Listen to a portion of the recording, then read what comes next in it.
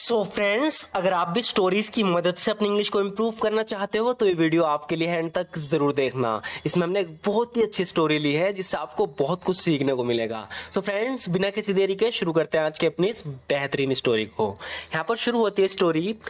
कुछ दिनों पहले की बात है, मैं ऑफिस का काम खत्म करके अपनी बाइक पर घर वापस आ रहा था। इंग्लिश में हम बोलेंगे अ फ्यू डेज अगो, कुछ दिन पहले। A few days ago, कुछ दिन पहले, after finishing work at the office का काम खत्म करके I was returning home on my bike, मैं अपनी बाइक पर रिटर्न कर रहा था, वापस घर आ रहा था। I was returning home on my bike. तो सिंपली से देखो हम कैसे बोल रहे हैं, a few days ago after finishing work at the office का काम खत्म करके I was returning home on my bike, मैं अपनी बाइक पर वापस आ रहा था।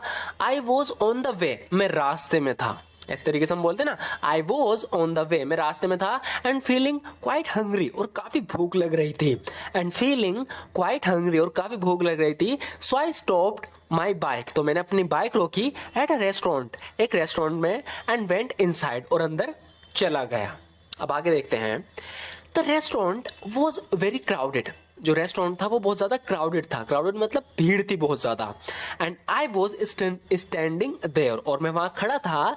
Looking for a table to sit, एक टेबल देख रहा था मैं बैठने के लिए। जस्ट देन, तभी, my eyes fell on a waiter there who seemed somewhat familiar to me. अब इसे ध्यान से देखो, यहां पर ये बता रहा है कि भूख लगी तो मैं रेस्टोरेंट के अंदर चला गया। The restaurant was very crowded, जो रेस्टोरेंट था वहां बहुत ज्यादा भीड़ थी। And I was standing there looking for a table to sit, मैं वहां खड़ा हुआ टेबल देख रहा था बैठने के लिए, कोई टेबल खाली हो तो वहां बैठ जाऊं जाकर कुर्सी पे। जस्ट देन, तभी, my eyes fell on a waiter, मेरी जो नजर एक वेटर पे पड़ी। There who seemed somewhat familiar to me, जो कहीं कहीं मुझे जाना पहचाना सा लग रहा था, जिस वेटर पे इसकी नजर पड़ी। After thinking for a while, कुछ देर सोचने के बाद, आई रिमेंबर्ड, मुझे याद आया, that he was a guy who used to go to school with me, कि तो वही लड़का है जो मेरे साथ स्कूल जाया करता था। And we were in the same class, और हम सेम क्लास में थे। हिज नेम वॉज हैदर, उसका नाम हैदर था। आई approached him and called him by his name, मैं उसके पास गया। आई approached him and called him by his name, और उसके नाम से उसे पुकारा। ऐसे होता है ना, जब हमें कोई जान पहचान वाला मिलता है, हम जाते हैं उसके नाम लेके पुकारते हैं, तो इसी तरीके से हम बोल रहे हैं, I approached him and called him by his name. As soon as I called his name, जैसे ही मैंने उसका नाम लिया, ही लुक्ड टुवर्ड्स मी, उसने मेरी तरफ देखा। एंड रिकॉग्नाइज्ड मी, एंड मुझे पहचान लिया।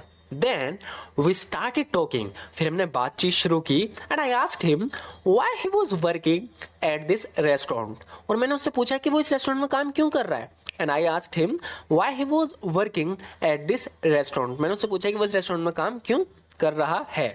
He told me that he is doing a part time job here at night, उसने मुझे बताया कि वो रात में है पार्ट टाइम जॉब करता है। He told me that he is doing, उसने मुझे बताया कि वो कर रहा है अ पार्ट टाइम जॉब, एक पार्ट टाइम जॉब हेयर, यहाँ पर, एट नाइट, रात में। एंड ड्यूरिंग द डे, और दिन में, ही वर्क्स फॉर अ कंपनी, वो एक कंपनी के लिए काम करता है, यानी वो दो जॉब करता है, दिन में कंपनी के लिए और रात में रेस्टोरेंट में आके। तो वो बता रहा है कि he told me that he is doing part time job here at night and during the day, और दिन के दौरान, he works for a company, वो कंपनी के लिए काम करता है।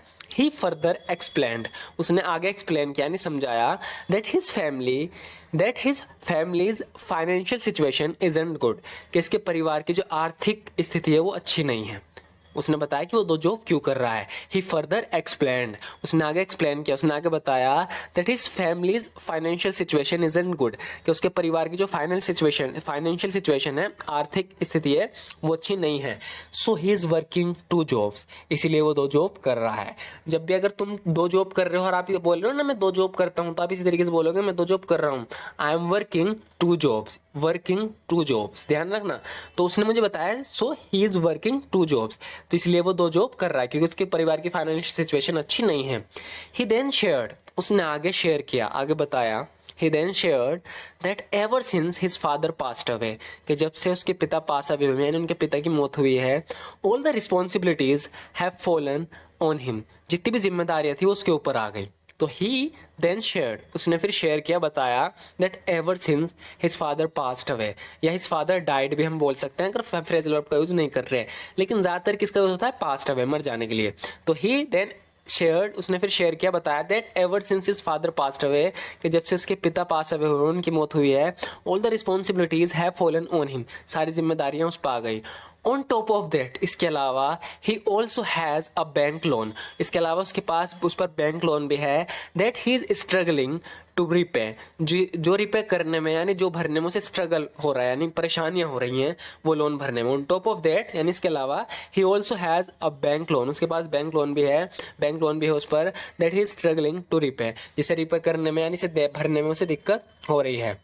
अपॉन हेयरिंग दिस, यानी ये सुनने के बाद, I told him that he is doing a great job, मैंने उससे कहा कि वो बहुत अच्छा कर रहा है, and reassured, और उसे reassure किया, reassured him that everything will be all right soon, कि जल्द ही सब कुछ ठीक हो जाएगा।